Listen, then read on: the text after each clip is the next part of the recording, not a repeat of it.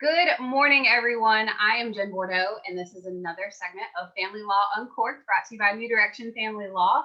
Today, I am joined by a friend of mine I've met a couple years ago through a mutual organization, Save Child. We are young ambassadors together. And actually, Save Child has been on a Family Law Uncorked segment too back in April. But so I'm joined by Tyrajia Sawyer Smith. Say hi, Tyrajia. Thank you so much.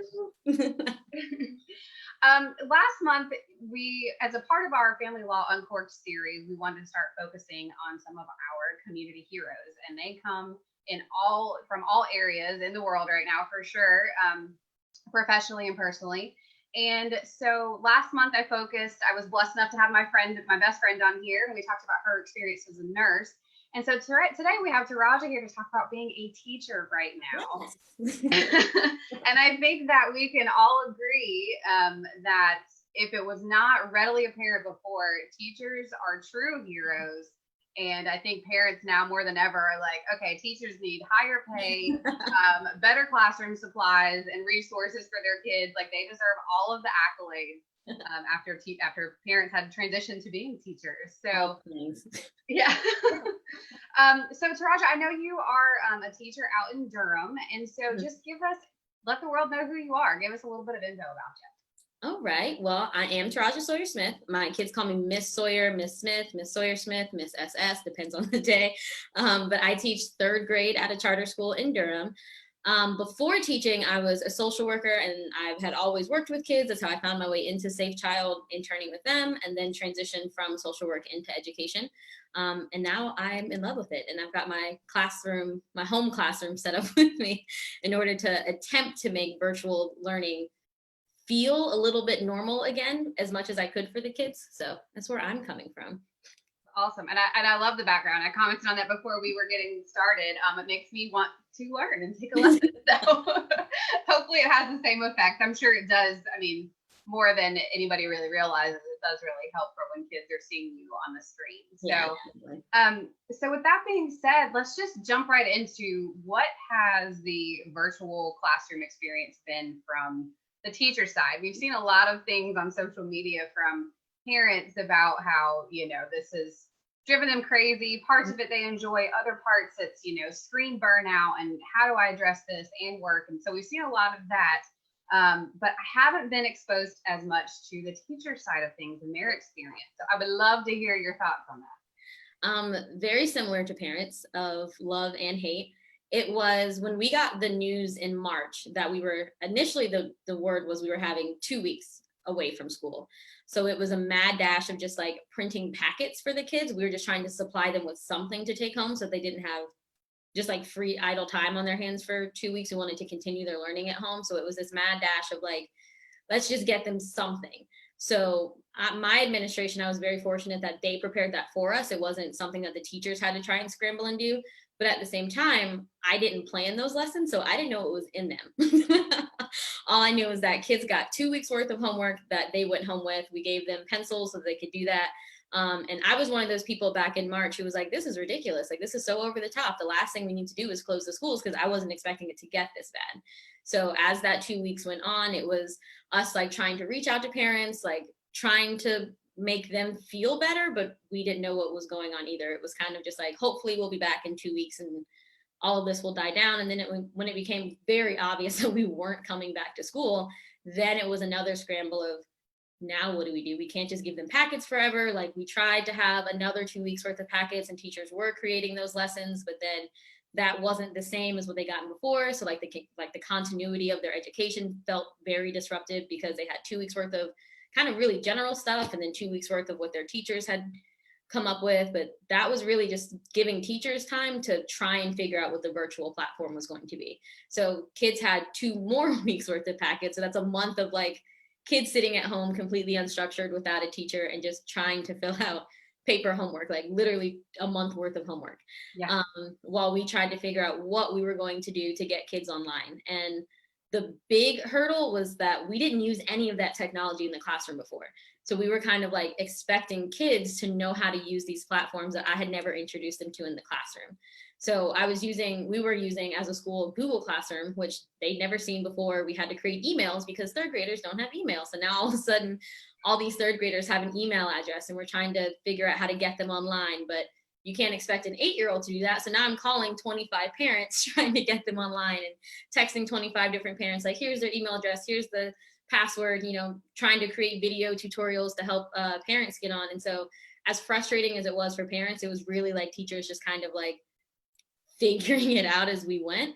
And then on top of that, it was trying to be as equitable as possible. So we knew that all of our families didn't have technology at home. So it was like this mad dash of like, how many computers from the school can we scrounge up to give to families? And we provided hotspots and we did as best as we could, but we were still like expecting everyone to be in this situation that they had never been in before. So the spring, we really did do like the best we could to try and make it continuous and seamless, but it was definitely just a scramble going on behind the scenes of like, we got to get something out to them. We got to get something out to them. And we completely understood that it wasn't fair to the families. It wasn't fair to the kids.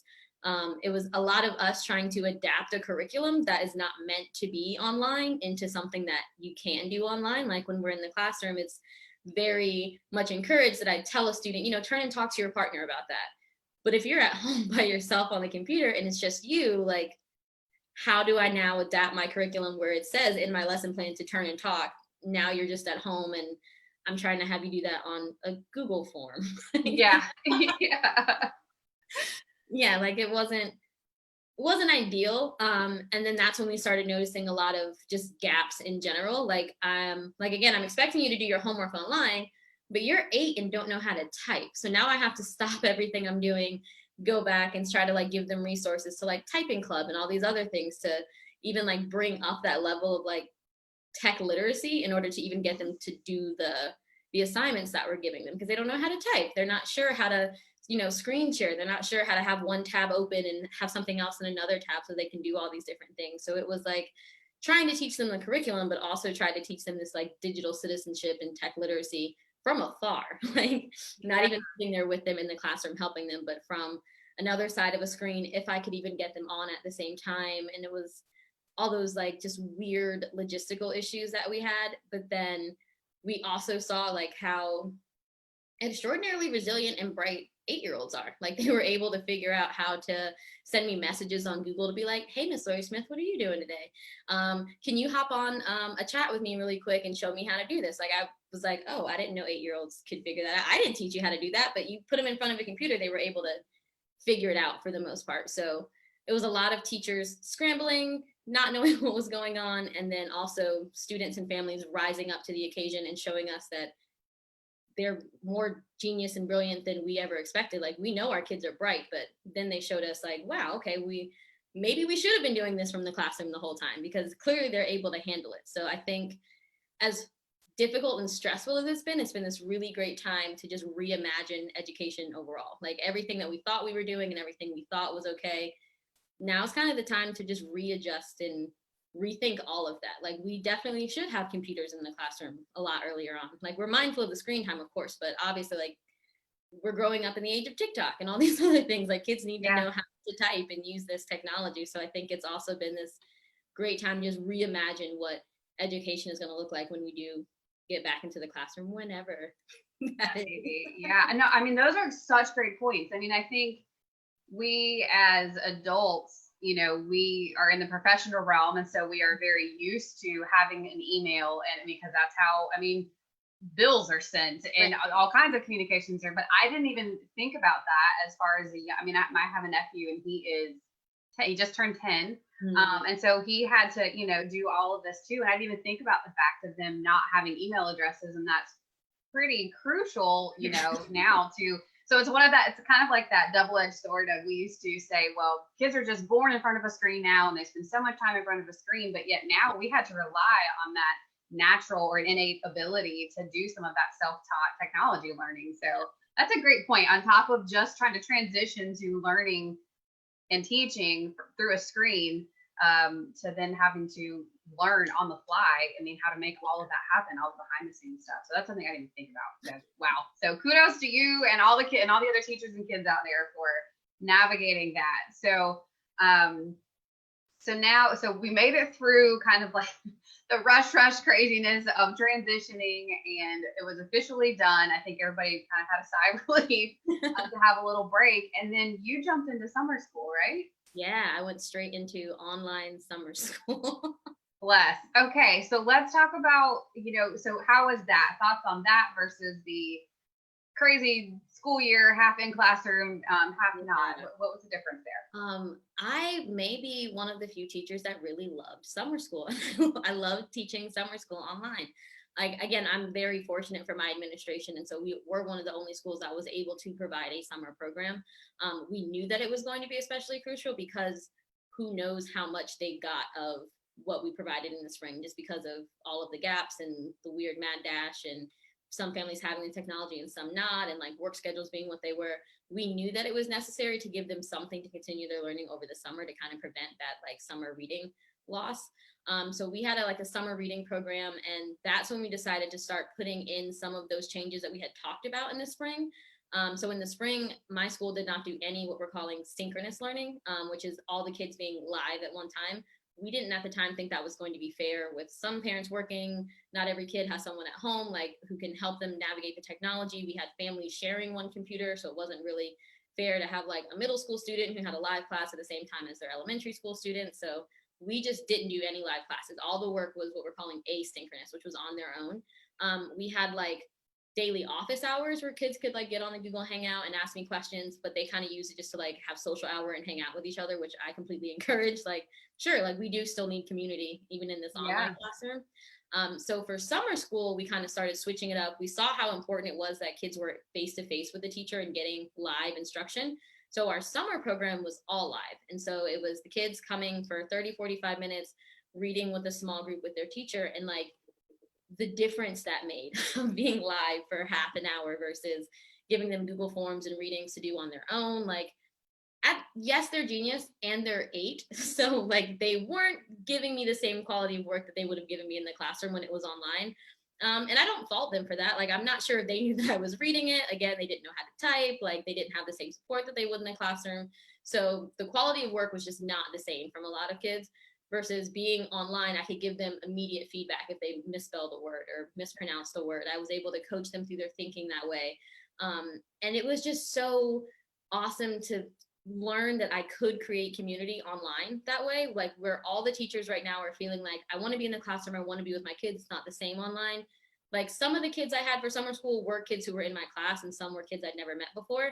And those kids that I'd never met before, now I feel like are mine after just a couple weeks of summer school, the same way I would in class, because I got to see them face to face through the screen, like all together at one time. We had like one kid come in late one day and the rest of the group cheered for her when she got there. They're like, yeah, you're here. So like we could create friendships and relationships online. It wasn't the same, and it took a lot of like creative like ideas and new ways of doing it on my part, but I loved that, like seeing kids, being with kids, the energy of like just being live with them, that made a huge difference. And so I know a lot of schools going into the fall, like it's just not going to look the same as it did in the spring because it was such a mad dash. Now we've had all spring, all summer to like see what works, what didn't work. And like, we're seeing that the live classes, it's probably what's going to work. And so we're moving in that direction and still trying to figure out like the equity issues behind it of how we're going to make it work for everyone. But we've definitely seen that like kids need a teacher in front of them, like a live face-to-face teacher. It doesn't really make sense for them to submit an assignment, but then maybe not get feedback for 2 days, because then they have all these like misconceptions that they start building in their mind, and then they're just working off of that. And for kids, like it's not working. Like, I understand that college students can do it because they're adults with fully formed brains, but for our little ones, like the asynchronous just wasn't working as well. So having these live classes over the summer was a lot of fun. Like, I loved reading and being with my kids again, and I loved seeing how quickly those gaps started filling when they were just with me for 30 minutes a day, 4 days a week on the computer. So yeah. I love summer school. I love that opportunity. No, I love it. I love to hear the passion in your voice behind it and to see the differences. I mean, and regardless, you and I were talking about this before we went live too. Wake, and you said that Durham, you guys just found out too. I mean, it's going to be all virtual. So there's going to have to be And I would imagine that things coming out, like you said, of having spring and summer and kind of like these testing periods to see what's working and what's not, to have something a little more prepared, so to speak. It's not the wow surprise factor on everyone that this is happening like this. So that's helpful for sure. Yeah. So it will be interesting to see how the school year goes in the fall, but I do love hearing so much of the passion behind you. And I know that you miss your kids. That is one thing I've heard so much from, from any teachers that I have spoken to. They miss being around those kids and being in the classroom and stuff. So our teachers are definitely needed and definitely part of our heroes in the community for sure.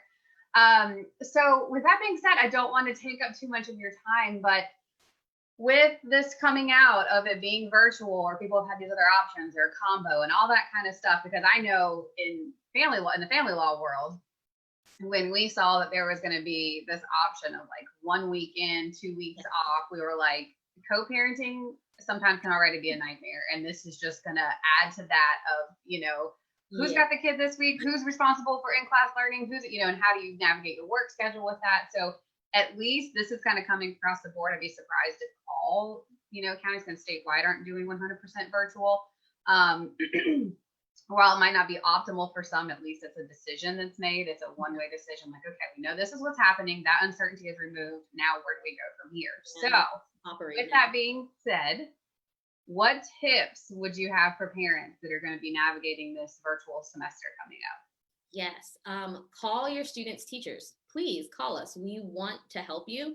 I was seeing a lot on the internet in the spring of parents being like, well, I don't know how to homeschool, like homeschool. We're not expecting you to be their teacher at all. We just know that you're the adult who's home with them. Please reach out to us. Like, text us, call us, email us. I've had teachers like FaceTiming their scholars. Like, I was answering calls from my kids when I was like in the car. Like, we will stop what we're doing and help a kid. So like, feel free to reach out to us. We know that this is not your realm of expertise. It's ours, and we love what we do and we want to do it. Like, yes, we're teaching at home, but we are still working full time. We're still salaried, and we're grateful for that. So like, put us to work. Let us be their teacher. Like, don't feel any sort of way about texting about questions that are really simple, because even me as a 27-year-old, the way I learned math is not the way I'm teaching math. No, like, it's not the same math.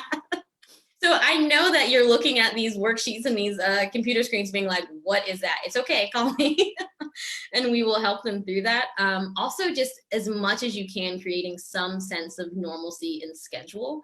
And it's wild and crazy right now, but as much as you can, just like blocking off times of day, like this is your school time, so that they're not kind of in this weird mesh of like, I'm at home, but you're expecting me to be at school. Like, let's make a school time and let's have a designated schedule.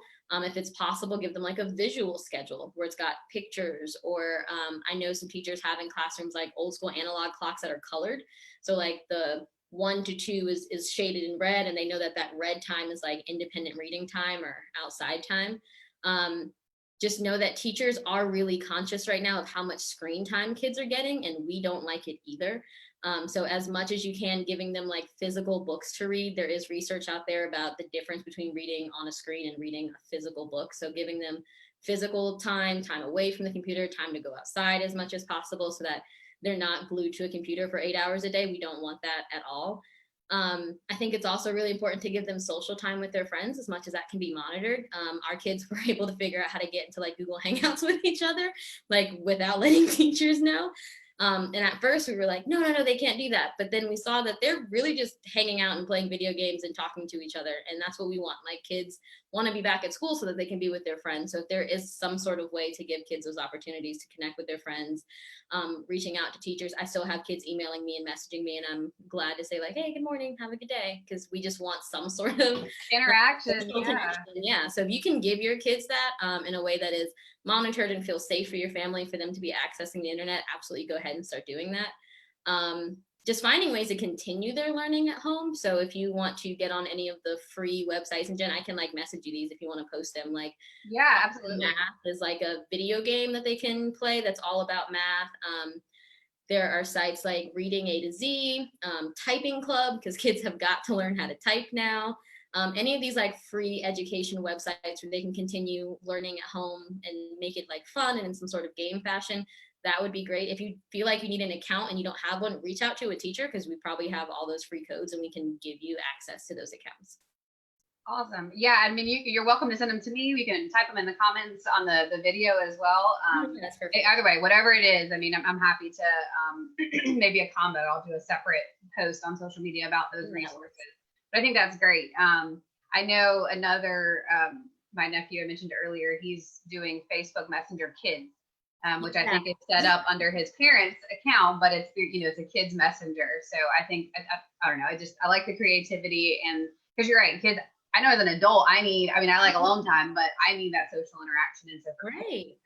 That whole time with their peers and adolescents is just so important. So yeah, I love all of those. The way that's like structured, they start exploring the internet on their own and finding it. So I'd much rather like teachers and parents create these avenues for them in a very structured and safely guided way versus like kids finding their way into old school chat rooms or something on the internet. Yeah. We'll just stay away from all of that. Well, like I said, I love all those tips, and thank you for sharing your experience with us, and for, being who you are and being so dedicated to your children and just the school system in general, and helping where you can and how you can, and sharing your time today. I'm going to kind of put you on the spot with this question, but I feel like you can handle it. So just in general, to the world, to kids, to parents, to other teachers, any advice or just closing thoughts, that words of encouragement that you want to put out there into the world? We can do it. Parents, kids, teachers, we can do it. It's different. It may be difficult, but kids are smart. Kids are learning new things every day. This is an opportunity for us as parents and teachers to learn something new. Like I said before, this is an opportunity to really change the landscape of education. All the things we've always been complaining didn't work. Like, now is the perfect time to go ahead and start making those changes, whether it's the calendar, whether it's the curriculum, whether it's how we're delivering this information, whether it's like providing more options so that kids can learn the way that works best for them and their family. Like, now's the time. So stay engaged, be curious, but we can do it. Yeah. I love that. We can do it, and we got to do it. We must do it. So we will do it. So we're going to figure it out. Yeah. That's right. Hey, everybody got through the spring, and you've also gotten through summer school. So it's just proof to the fortitude and persistence of. It's just going to get better. It'll get better, and it'll get easier now that we've figured out a way to move forward. We're going to get there.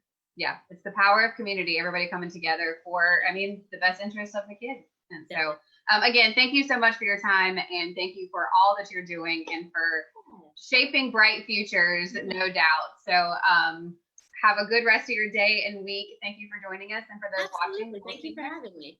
Of course. All right. We'll see you later. All right. Bye.